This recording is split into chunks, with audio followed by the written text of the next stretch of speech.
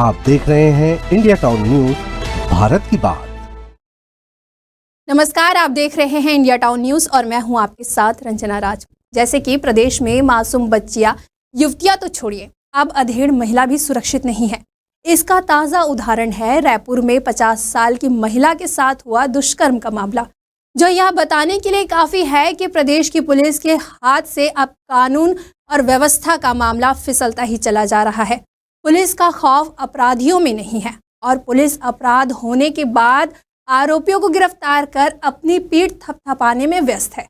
इस पर राजनीति भी हो रही है। कांग्रेस कह रही है कि भाजपा सरकार में अपराधियों के हौसले बुलंद है। वहीं सत्ता में बैठी भाजपा कांग्रेस पर आरोप लगाते हुए कह रही है, कांग्रेस सरकार के दौरान जो अपराधी फले फूले हैं वही अपराधों को अंजाम दे रहे हैं।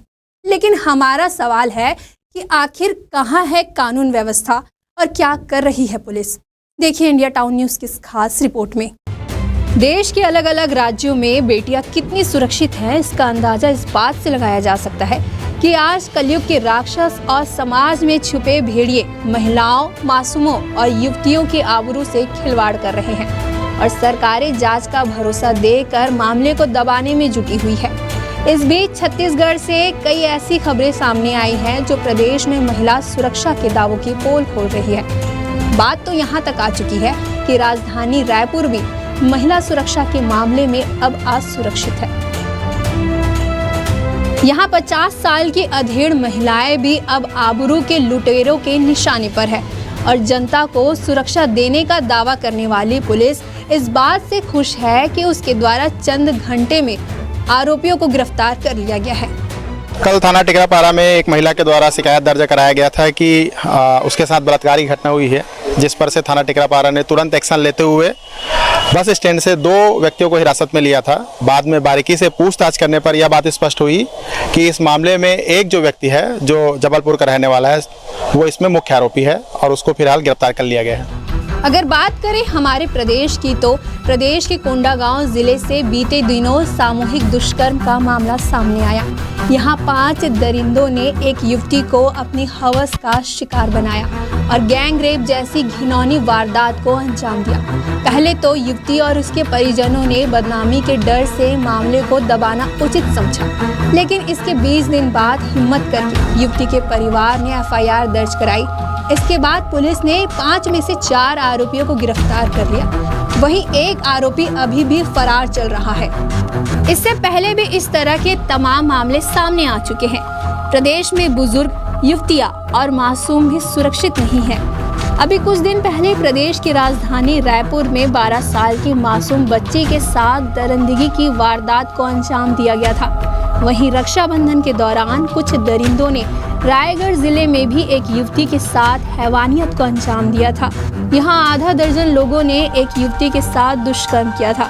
अब आपको प्रदेश के अलग अलग क्षेत्र से आए कुछ और वारदातों के बारे में बताते हैं, जिससे यह समझने में आसानी होगी कि पुलिस का खौफ शायद इन दरिंदों में बिल्कुल भी नहीं रहा, या फिर पुलिस सिर्फ VIP सुरक्षा या फिर सड़क पर वसूली के दौरान ही एक्टिव दिखाई देती है।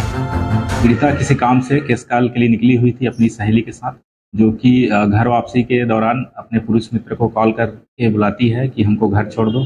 और पुरुष मित्र के साथ उनके 4 दोस्त और थे, जो कि मौके का फायदा उठाकर रास्ते में उनके साथ अनाचार किया। पीड़िता ने अपने परिजन को बताया, जिस पर से थाना केसकाल में BNS की धारा 70 351 के तहत अपराध पंजीबद्ध किया गया।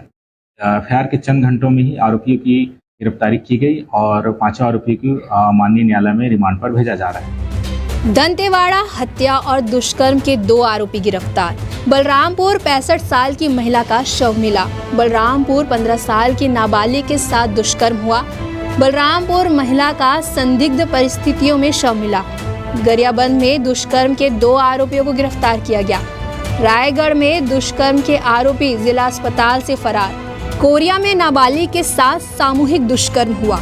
वहीं इस पूरे मामले पर कांग्रेस सरकार को घेरने का काम कर रही है। कांग्रेस का कहना है कि भाजपा सरकार में छत्तीसगढ़ अपराधों का गढ़ बन रहा है। दूसरी ओर बीजेपी अपराधियों पर लगातार कड़ी कार्रवाई की बात कह रही है। चाहे वो गैंग रेप की बातें हों चाहे पुलिसकर्मी के द्वारा पीटे जाने की बातें हों, अनेक इस तरह से जितने भी अपराध की घटनाएं घटित हो रही है, ये सरकार जो है पूरा सत्ता के नशे में पूरी तरह से मदहोश है, चूर है। प्रदेश की जनता की उनको परवाह नहीं है। प्रदेश में कानून व्यवस्था दिन ब दिन बदतर होते जा रही है। ये इसको लेकर के पूरे प्रदेश की जनता पूरी व्याप्त है। नरेंद्र साहू जी आरोप लगा रहे हैं कानून व्यवस्था पर और तमाम कांग्रेस के लोग अगर आरोप लगाते हैं, लेकिन उन्हें समझना होगा कि पिछले 5 वर्षों में जो नेटवर्क तैयार हुआ है अपराधियों का, उस नेटवर्क को ध्वस्त करने में समय लगता है और कोई भी अपराध करता है उसका संज्ञान लिया जा रहा है, FIR लिखी जा रही है, ऑनलाइन लिखी जा रही है और उसके ऊपर त्वरित कार्रवाई की जा रही है। इसीलिए कई अपराधी ये शहर छोड़ चुके हैं, भूमिगत हो गए हैं। तो कांग्रेस पार्टी को चिंता करने की जरूरत नहीं। प्रदेश में लगातार महिला अपराध के मामले बढ़ रहे हैं। इस बीच भाजपा का कहना है कि अपराधियों के खिलाफ लगातार कार्रवाई की जा रही है, लेकिन अपराध से अब सबसे सुरक्षित कहे जाने वाला रायपुर भी सुरक्षित नहीं है। वहीं आलम यह है कि राजधानी में अब युवती, मासूम तो छोड़िए, अधेड़ और बुजुर्गों को भी घर से बाहर निकलने में डर लगने लगा है। वह दिन दूर नहीं है, क्योंकि राजधानी से जब इस तरह की हैवानियत की घटना निकलकर सामने आती है, इससे साफ है कि प्रदेश में बेटियां सुरक्षित नहीं है। यह बात बहुत ही गंभीर है और पुलिस महकमे को बेहद गंभीरता से इस पर ध्यान देना होगा। इसलिए भी ध्यान देना होगा क्योंकि यह महिलाओं, लड़कियों की सुरक्षा से जुड़ा हुआ मसला है।